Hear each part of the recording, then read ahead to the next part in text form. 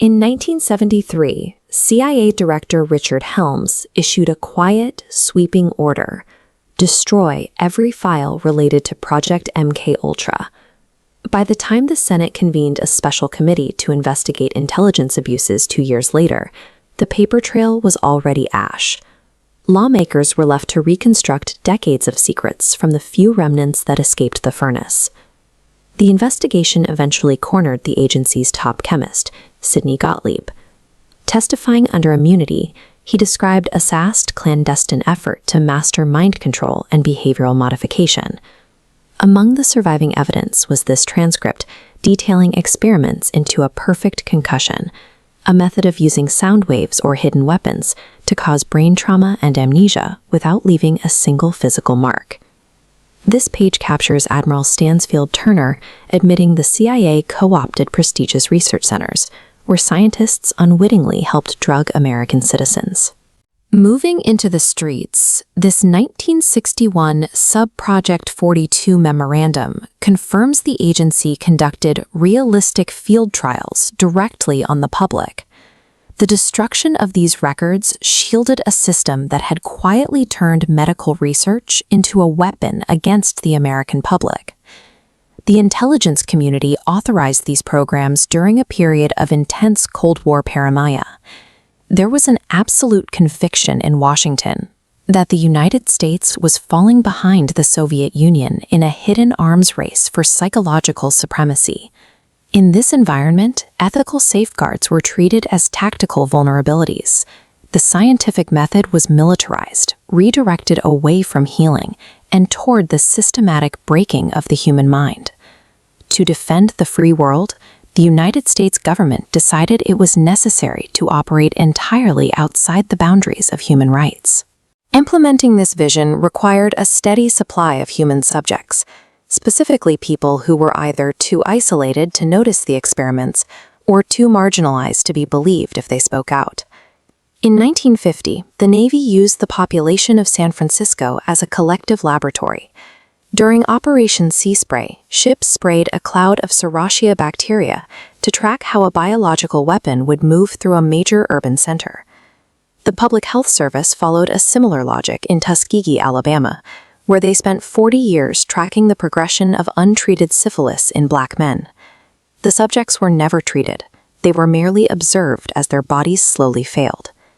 At Holmesburg Prison in Philadelphia, dermatologist Albert Kligman turned the inmate population into a testing ground for experimental pharmaceuticals and the toxic chemical components found in Agent Orange. From a major city to a rural clinic to a prison block, the state consistently categorized vulnerable demographics as disposable biological commodities. Eventually, the experimentation turned inward, targeting the military's own personnel. At a classified facility in Maryland called Edgewood Arsenal.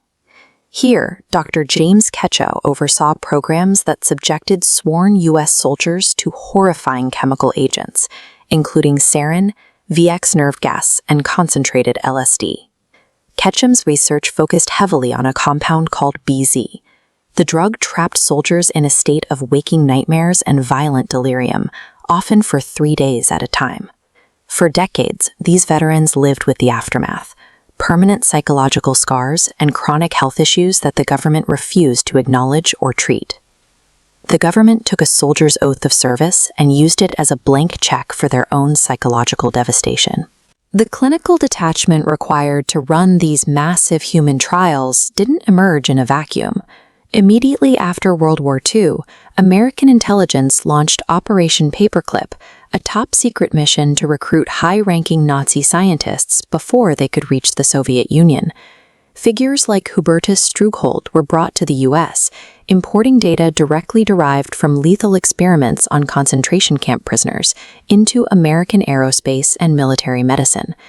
Simultaneously, the U.S. shielded the leaders of Japan's Unit 731 from war crimes prosecution, granting them immunity in exchange for their research on biological weapons like anthrax and the plague. In the rush to prepare for a new conflict, the United States absorbed the exact criminal infrastructure it had just fought a world war to defeat. Although the investigations of the 1970s brought these secrets into the light, true legal accountability remained out of reach. The architects of these programs, including Gottlieb and Ketchum, faced no criminal charges. They lived out their lives in freedom, convinced their work was on the right side of history. Beyond the physical toll on the subjects, the experiments left a permanent crack in the foundation of public trust toward medical and scientific institutions. This lack of accountability is particularly stark when compared to the Nuremberg Code, the global standard the United States helped draft to prosecute Nazi doctors.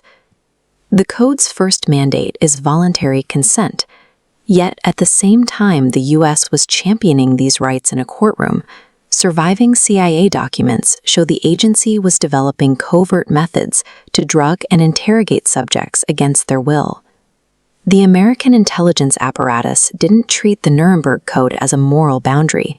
Instead, they treated the very atrocities it prohibited as a clandestine research agenda, to be explored as long as the vault remained closed.